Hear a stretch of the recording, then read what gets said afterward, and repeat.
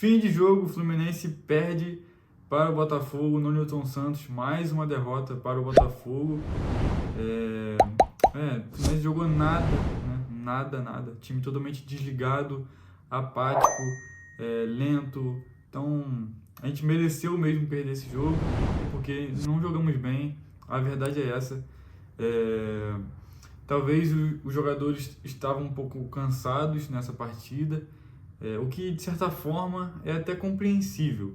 A gente sabe que o Diniz não gosta de poupar os jogadores. Você vê nos últimos jogos que dava para poupar, foi contra o Atlético Paranaense, Cuiabá, né?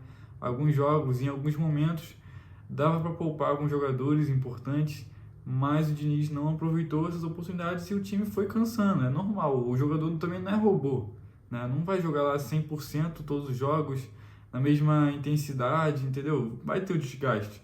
Nesse jogo o Fluminense simplesmente não entrou em campo, o fato é esse, o time jogou nada, absolutamente nada. Talvez alguns jogadores ali se destacaram, dentro dos piores em campo.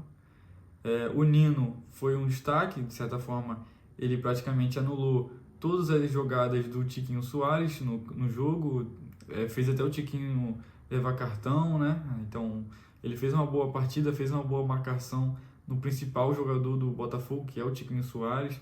O Fábio, eu nem preciso falar, todo jogo ele joga bem, se destaca, consegue fechar o gol de uma forma brilhante, fez uma defesa lá, inclusive, no chute acho que foi do Júnior Santos, do Botafogo, uma defesa lá de mão trocada. Enfim. 2 ali para tentar empurrar ela para dentro. Lima, erra o passe o Lima. Júnior Santos pode bater de longe, Fábio! Que bomba do Júnior Santos de novo para você, com liberdade, com espaço.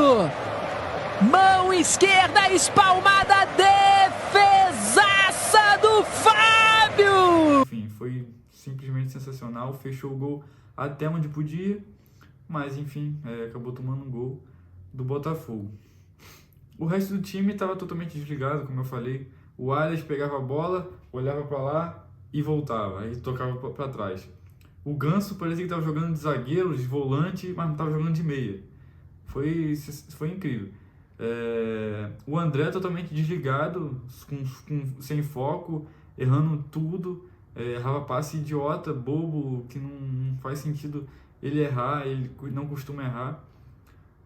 Então, o Guga também, nem preciso falar, jogou bem até onde podia, mas não ganhava uma do Júnior Santos, o ponta do Botafogo, não ganhava uma. Todo lance ele perdia a bola pro Júnior, o Júnior dava lençol nele, fazia tudo que quisesse e o Guga não marcava, não conseguia tirar nada dele. E também a gente tem que incluir, né, o Diniz. Diniz foi um desastre total nessa partida, errou tudo, desde a escalação até o final da partida, né, questão tática, né, mexeu mal, substituiu mal.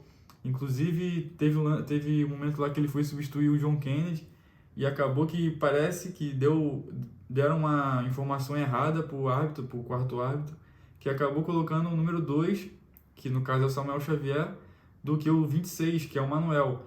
A ideia da comissão era tirar o Manuel, botar o André na zaga e botar o John Kennedy no jogo. Só que eles colocaram o número 2 na placa e acabou saindo o Samuel Xavier. Olha só que lambança.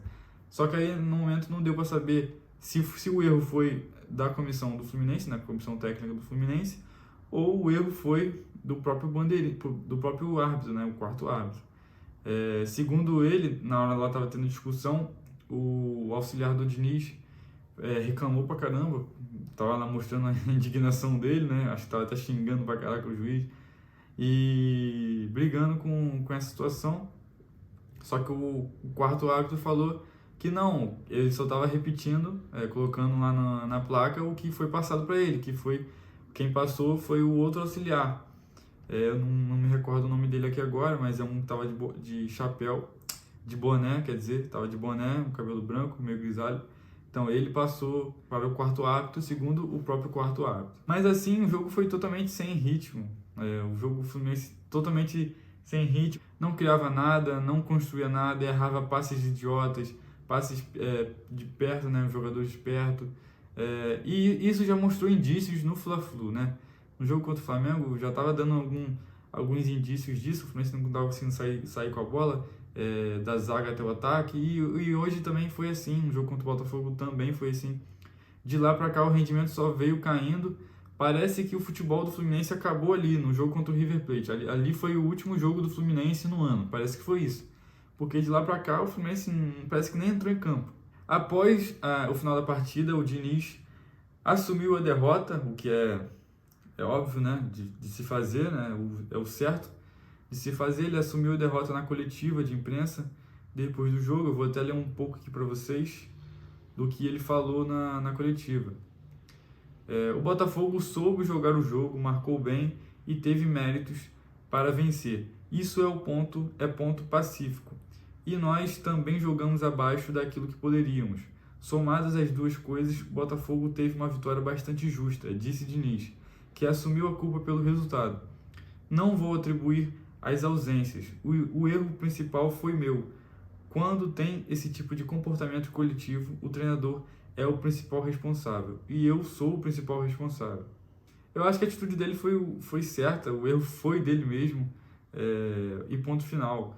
Não tem muito o que falar. Ele errou na escalação, errou em todos os momentos, antes da partida, depois, tudo. Desde o Fla-Flu ele já estava errado, na minha opinião. Às vezes é bom perder, né? Às vezes é bom de perder no momento certo, na hora certa. Claro que eu não queria perder esse jogo, principalmente contra o Botafogo, que é um clássico disputado, né? Então eu não queria perder, mas foi bom a gente também perder esse jogo para a gente ver o que a gente está errando, o que precisa ser acertado, e a gente precisa acertar muita coisa, né? Ficou bem claro isso, tanto nos jogadores, tanto no Diniz e tanto na diretoria do Fluminense, que precisa contratar novos jogadores. Não adianta ficar falando, não, nosso elenco já está fechado, temos que trabalhar com jogadores que tem aqui no plantel, né, no elenco, mas não é assim, não. A gente precisa ir no mercado para contratar novos jogadores, porque o nosso banco de reservas é péssimo demais.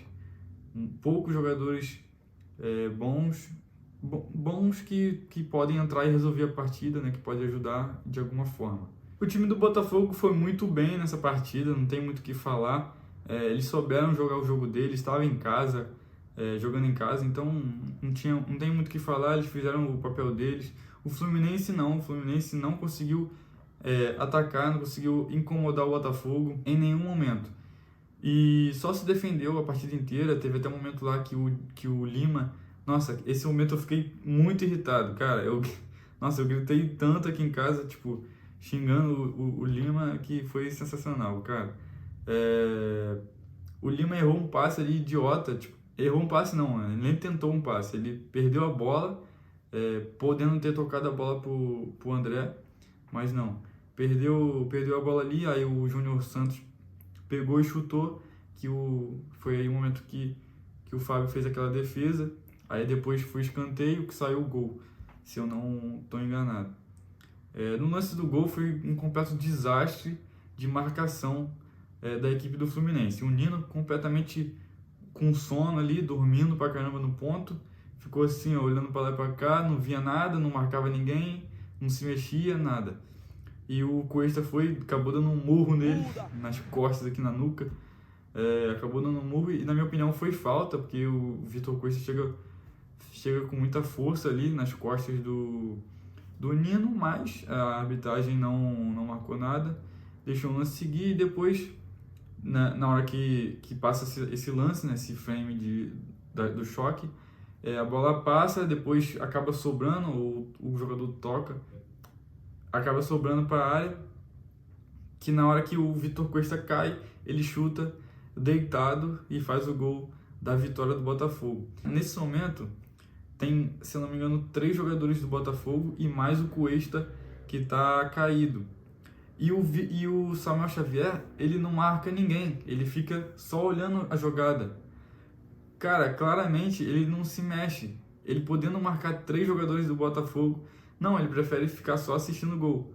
Isso que eu achei inacreditável, cara. O cara lateral direito tava ali na jogada, podendo fazer alguma coisa para incomodar, tentar bloquear o chute, mas não, ele ficou parado, assim como o Nino. Então achei um erro de marcação absurdo nesse momento. Nesse lance, inclusive, o VAR foi chamado para tentar, para ver se validava o gol ou não, mas eles estavam verificando uma possível falta do Vitor Cuesta, o zagueiro do Botafogo, no Fábio, na hora do chute, podendo ter atrapalhado o Fábio, porque poderia a bola estar na mão já do Fábio, ele ter chutado e ter feito o gol de forma errada, né, e tudo mais. Mas acabou que estava tudo certo e validou o gol, claro. Mas faltou também eles avaliarem o lance que ele chega no Nino, que na minha opinião eu achei falta, mas não tira também o brilho do Fluminense nessa partida horrorosa que o Fluminense fez, porque a gente não merecia ganhar essa partida desde o começo. O Fluminense estava muito mal, muito abaixo, fazendo nada, não incomodando nada, parecia que se recusou a jogar.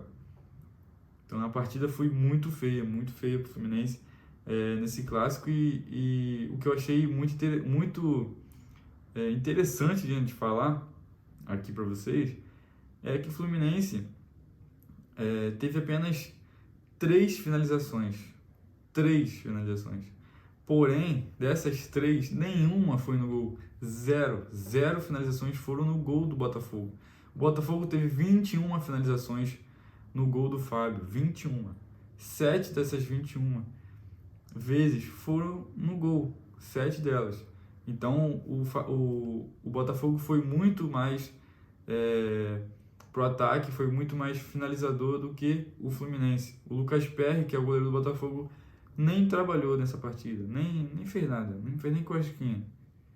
No máximo ali aquele lance do Lelê, que ele recebe a bola por cima assim, estava em posição legal, tudo certo, conseguiu driblar o goleiro, na hora de chutar a bola adiantou assim e não conseguiu alcançar.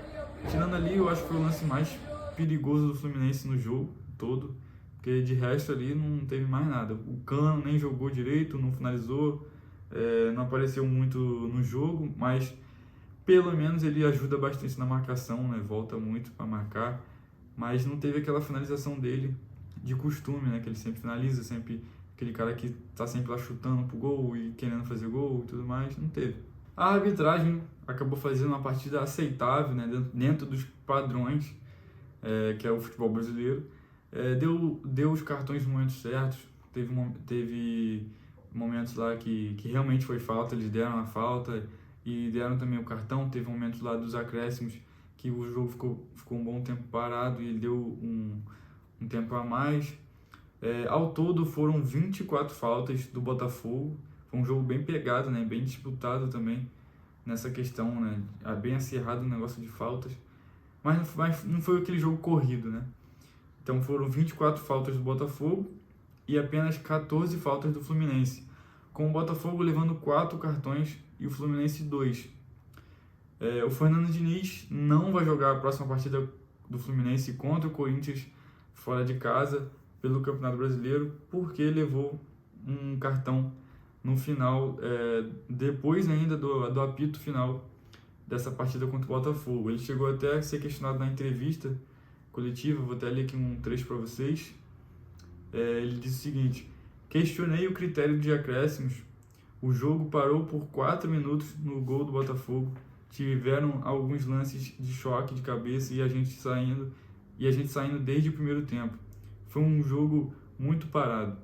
Tivemos substituições e todas foram arrastadas, com demora para os jogadores saírem. A rigor, ele deu 2 ou 3 minutos de acréscimos num jogo desses e eu fui perguntar qual o critério de ele dar os acréscimos. Porque a orientação é que aumente os acréscimos. Tivemos jogos de 11, 12 e 13 minutos de acréscimos. E nesse jogo que parou por 4 minutos só no lance do gol do Botafogo.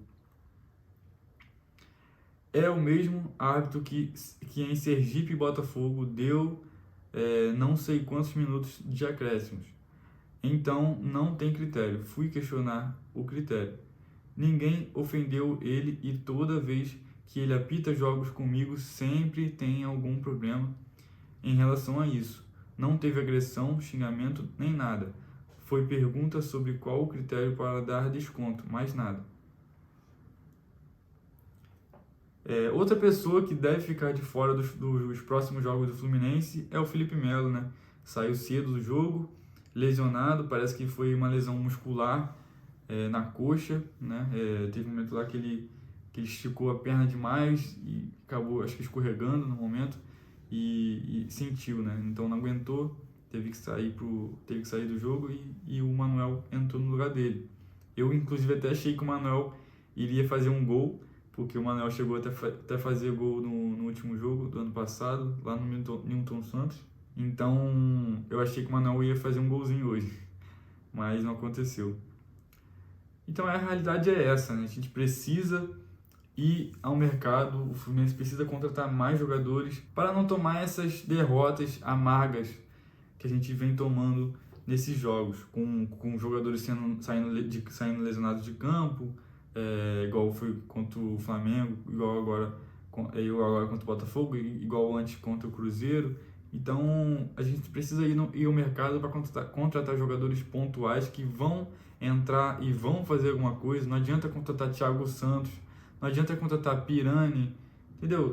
Pirani até vai, porque é um jogador novo, né? E pode, enfim, ajudar o Fluminense em algum momento, mas não é jogador de titular, para ser titular, não é. Mas o Fluminense precisa ir ao mercado para trazer jogadores importantes. Principalmente agora que a gente vai disputar 3 campeonatos, né? Brasileirão, Libertadores e Copa do Brasil. Galera, eu vou ficar por aqui. Deixa o like aí, se inscreve, compartilha com os seus amigos tricolores. Saudações tricolores. Comentem aqui, no caso, comentem aqui o que você acha, o que você achou desse clássico. Se inscreve e ativa o sininho para não perder as notificações. Tamo junto, é nóis, saudações tricolores.